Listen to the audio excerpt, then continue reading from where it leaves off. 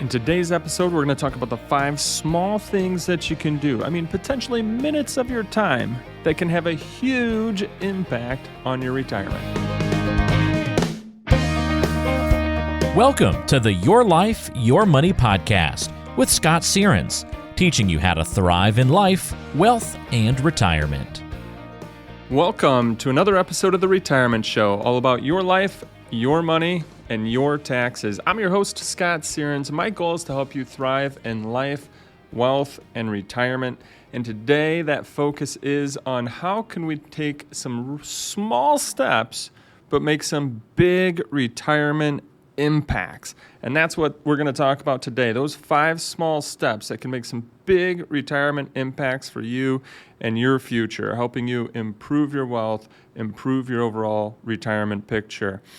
Before we get started here's my ask from you today. Just a quick favor, quick ask of you is if you wouldn't mind, think of 1 or 2 people and share the podcast and YouTube channel with them. Hopefully we've brought some value and benefit to you, and our goal is to impact as many lives as possible and to help people maximize their retirement story. So if you don't mind doing me a favor, pick a couple people that you feel that the podcast might help bring some value and benefit to them.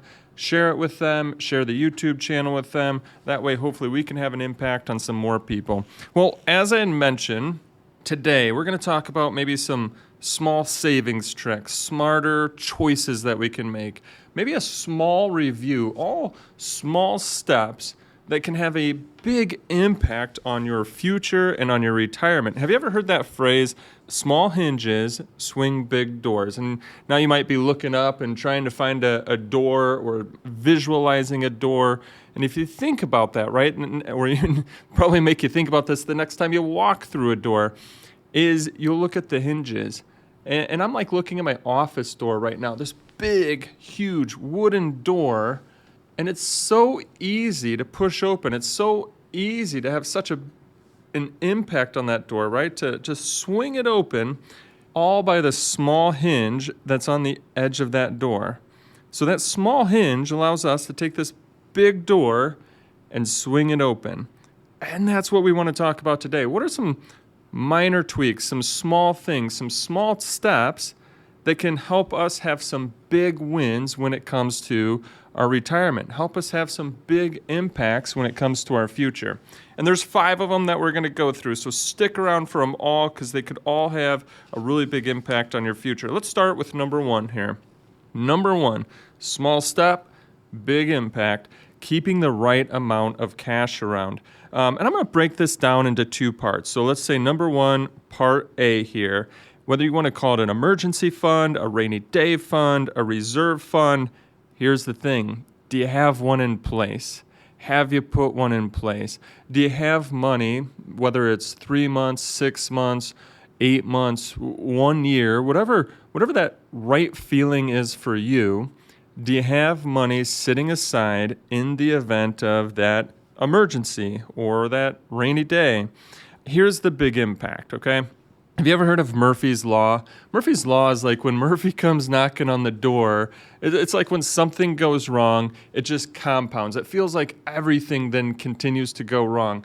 The car breaks down, and then next thing you know, the furnace breaks down, and then the air conditioner breaks down. It's like all this stuff just keeps coming at you all at once, and you feel like, gosh, all of this money's going out.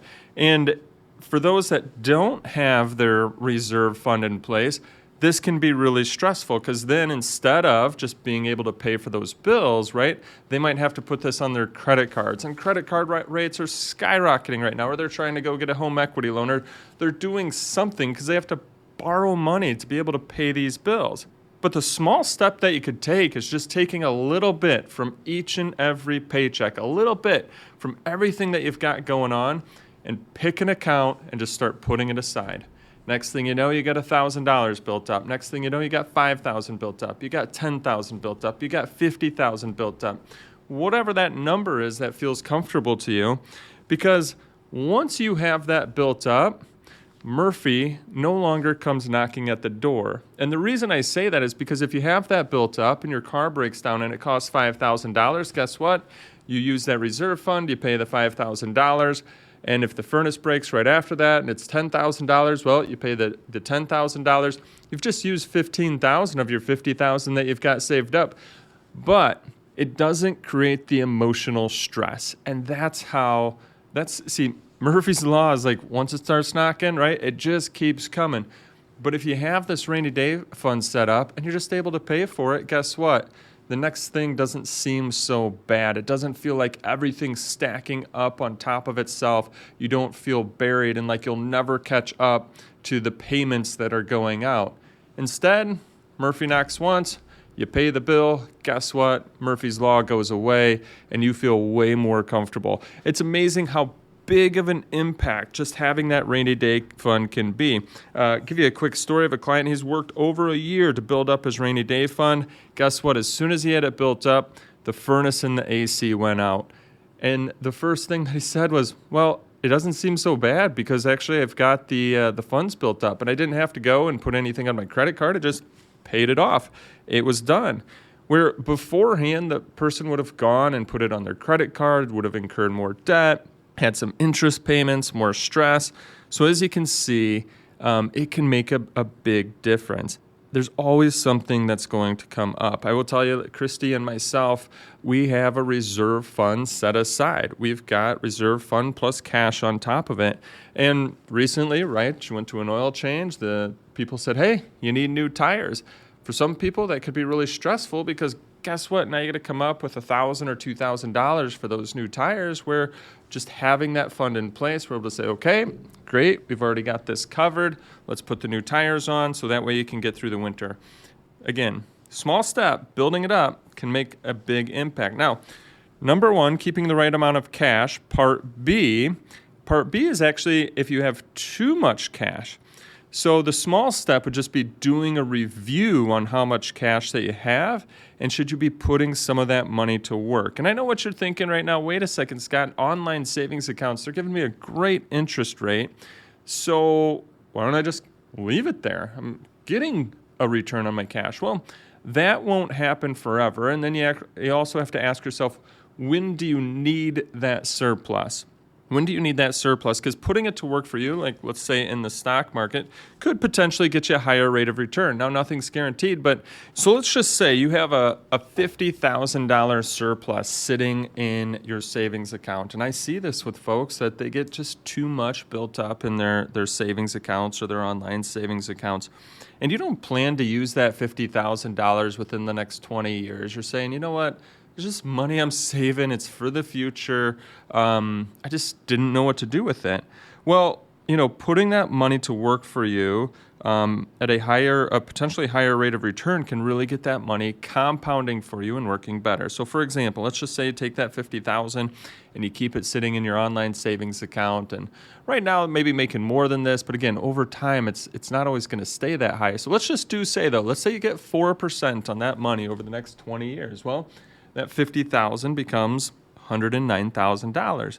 But let's just say instead you decide to put that money to work for you and you invest it. You potentially get a return of 7% over the next 20 years. Well, that $50,000 now becomes $193,000. We're talking a big difference there, $109,000 to $193,000. So just sometimes doing a small review, seeing that you might have too much cash sitting aside, you have a surplus, putting that to work for you, understanding that it's more for the longer term, can make a big impact on your overall future. All right, so that was the first one there, keeping the right amount of cash. Now let's move on to the second one. And folks, this one, you're going to think it is small, but gosh, it can make a big impact on your retirement or a big impact on your future or your family's future. And the small thing here is checking your beneficiaries. That's it. Just checking your beneficiaries. When's the last time that you looked at the beneficiary designations on your accounts, like your IRAs, your 401ks, life insurance policies? Sometimes these go unchecked for years, and the decisions that you've made to let these go unchecked can have some huge impacts. Maybe not necessarily on your future, but on the future of people that are really, really close and important to you. Maybe your spouse, maybe your kids. And let me just walk you through a few stories here. Just met with a new couple, and they do have a daughter, one child, their daughter, and they've told me that their daughter is who they want all of their accounts to go to. And as we were going through and looking at some of their different policies, some of their different IRA accounts, guess what? We found out on all of their accounts, they didn't have, not all of their accounts, but we found out on some of their older accounts, right? The older accounts, the ones that typically don't go unchecked, they had their brother and their sister listed as their beneficiary and not the daughter. And their thought process was, well, though that would be who would probably take care of our daughter. But guess what? Since they were listed as the beneficiaries, they would actually take ownership of that money, not their daughter. The brother and the sister would take ownership of that money. So the daughter would be left with nothing. Wouldn't be hers. She's right now in high school, so as she finishes high school, going into college, would technically be left with nothing. And of course, what did we do right away? We wanted to update those beneficiaries. Such a small thing, just a name change, right? Small, easy thing to do. Make a huge difference in their daughter's life and in their daughter's future if something were to happen to them. Another couple, they started an account before the husband had started an account before that they were married. Now, at the time, it's just a small account, right? But here's the thing. Over time, got married. Over time, kept putting money into that account. Over time, left different jobs, rolling more and additional funds into that account. And then they were just kind of rolling some funds over. They had gotten a recent statement and looked at the statement and said, wait a second here. The brother was listed as the beneficiary, not the spouse. And that could have made a big difference there in that spouse's future, being able to maintain their current lifestyle. So a few different things to think about. Maybe if there was a death in your family, maybe if there was a marriage, maybe if there was a child born or a grandchild born. It all are different life events. Think of life events that may have happened to you, recently. Should you be reviewing? Should you be updating your beneficiaries? Small thing to do, right? Takes a few minutes to look at your beneficiaries. Takes a few minutes to update the beneficiaries. But as you can see from these stories, could make a huge impact in the future of someone that is close to you and their ability to continue to maintain their lifestyle, to continue to live and do what they need to do. So hopefully that one's kind of woken you up a little bit, understanding how big of a deal that is. For each and all of our clients, every 2 years, we send out a beneficiary statement. So they are doing a review on their beneficiaries, making updates in regards to any changes that have come about because of life events. So hopefully you're thinking about that, and we'll take the time and go and update or at least look at your beneficiaries. All right, let's talk about number 3 here. Number 3 is such a small thing, but gosh, this one can really, really impact your future from a wealth standpoint. How much you've got in your retirement savings, how much you've got ready for your future when you're ready to retire, or just any point in time. And that is automating your savings. Automating your savings. You see, a lot of people intend to save on a regular basis, but then they just fail to do so because it's not automated. We're approaching winter, right? So, and actually, it just snowed the other day. Heck, we're not even in December yet, and it just snowed.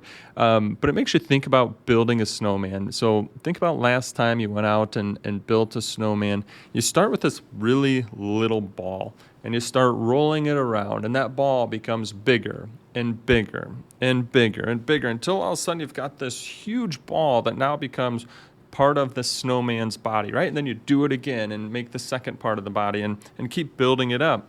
Well, the same thing can happen when it comes to your retirement savings, when it comes to just savings and investing for the future.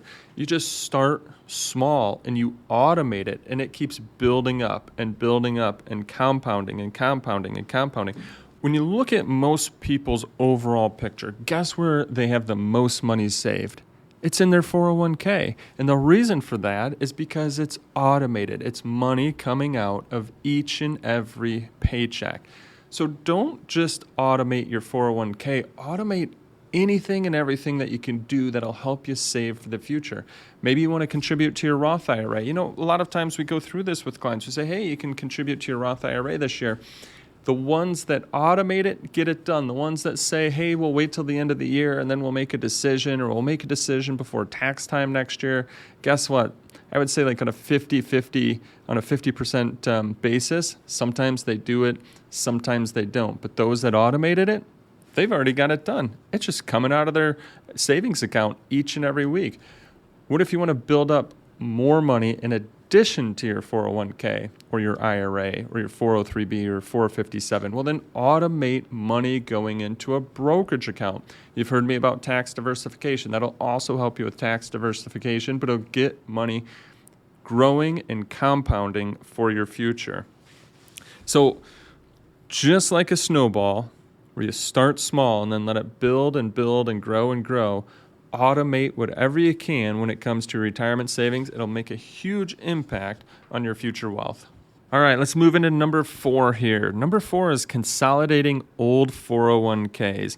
It's really common for people to leave their old 401ks behind once they leave a company, just because they don't know what to do with the account. I'm going to use the junk drawer analogy for this one. Think about in your house. I'm assuming one of those drawers in your kitchen or somewhere, right, has become that junk drawer. We have one at home. It has collected pens, pencils. It's got coupons. It's got a tape measure. I don't even know it's all in there because it's become the junk drawer. It's just collected things over time. And I find that happens in people's financial lives as well, that over time they collect old 401ks, old products, old investments, old instruments. And when we have this collection of a bunch of old stuff, just like my junk drawer, I have no idea what's actually in it anymore. And then people have no idea what's actually in their financial picture because it's a collection of old stuff just sitting around that they haven't navigated through and organized it. Versus if you organize that junk drawer, well, then if you organize it, guess what? You're going to know exactly where everything is. I'll know how many pens we have. I'll know where the tape measure is. I'll know where all the coupons are. And all that stuff that I don't know that what's in there, I'll know exactly how much of that's in there too. Maybe there's some paper clips. Maybe there's some binder clips. I don't know, but you get the point, right? Like, I'm going to just keep going out and buying stuff because I don't know what we already have.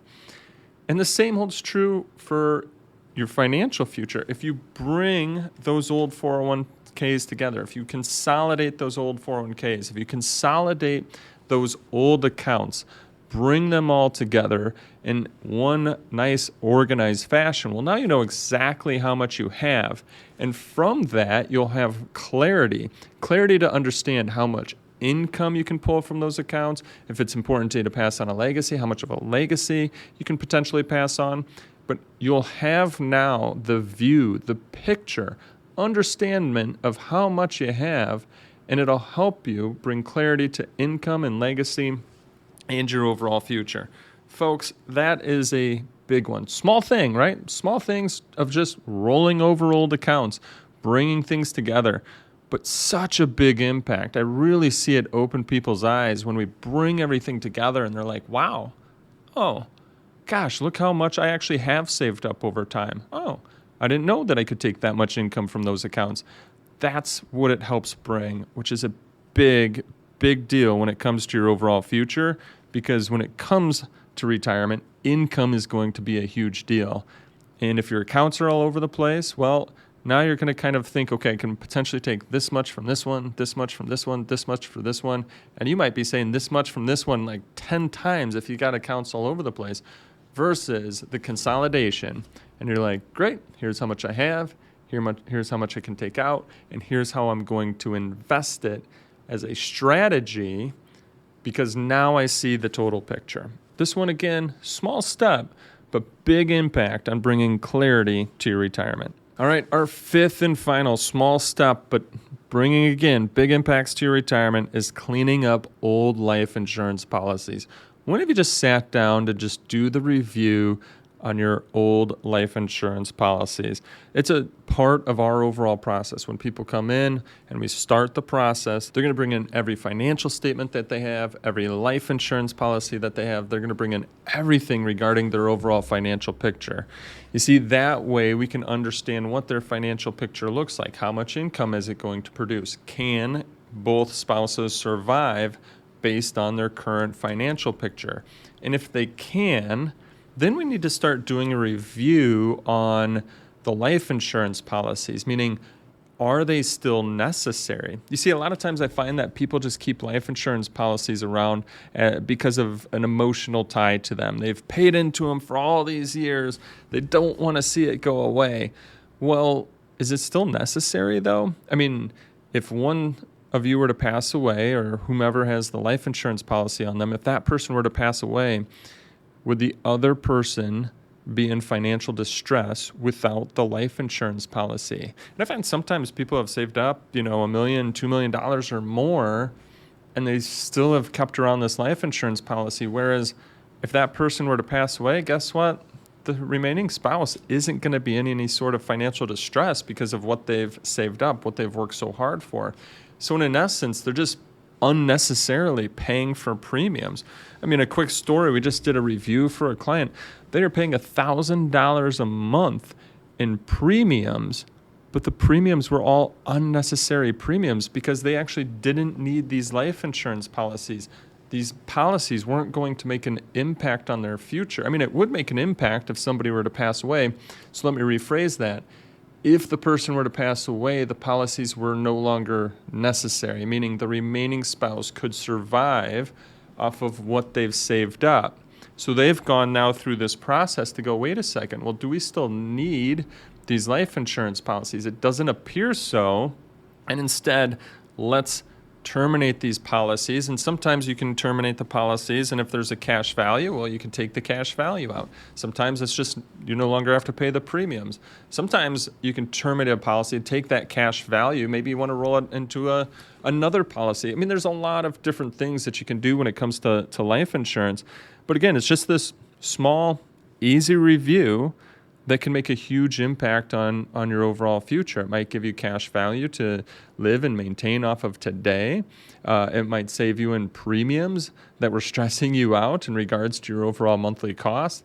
And maybe sometimes the policy is needed. And if so, you need to keep it around. I mean, we have clients where, yes, if one person were to pass away, the other person would still be in financial distress unless they had the life insurance. And that's why we've kept it around. And so everybody's situation is unique and different, and that's why I think the important part is just take the small amount of time, do the review, and understand, is it still necessary for you? But it could potentially have a big impact on your future by saving you money in premiums, or doing the review, knowing that it's necessary, and keeping the policy around. So there we go. 5 small steps. Hopefully you can go back, hit rewind, but I'm going to give you the recap right now. Small step number 1, are you keeping the right amount of cash in your savings? As I had mentioned, do you have that rainy day fund? Keep Murphy from knocking on the door. Or if you've got a surplus, are you getting that surplus growing for your future? Number 2, check your beneficiary designations. Folks, that doesn't take very much time at all. Heck, you can sit around this Saturday morning, just go through your accounts, look at your beneficiary designations, make sure they're right, probably update them right there on the computer, get everything correct. That's such a huge one that can make a big difference on those that you love. Number 3, automate your savings. If you're doing things yourself, just go to your brokerage account, wherever that might be at, your 401k account, up the percentage, start the percentage, whatever it is, just automate the savings from your savings account, from your checking account to your investment account. Those small things, right? That snowball starts small, but you keep rolling it and rolling it, rolling it, right? And it compounds over time. It can make a really big difference. So that ones you're thinking about, take some time this weekend, automate your savings. Consolidate your old 401ks. This one might take you a little bit longer, But if you know that they're out there, grab them, bring them all, bring them together. It's going to bring clarity to your retirement picture.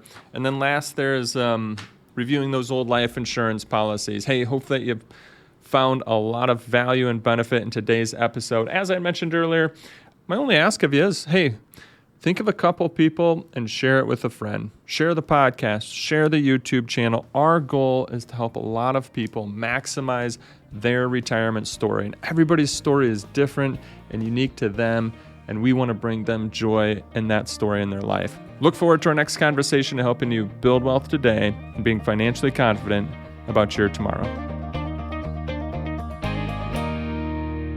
Insurance products are offered through the insurance business Sierens Financial Management, Inc. Sierens Financial Group, Inc. is an investment advisory practice that offers products and services through AE Wealth Management, LLC, AEWM, a registered investment advisor.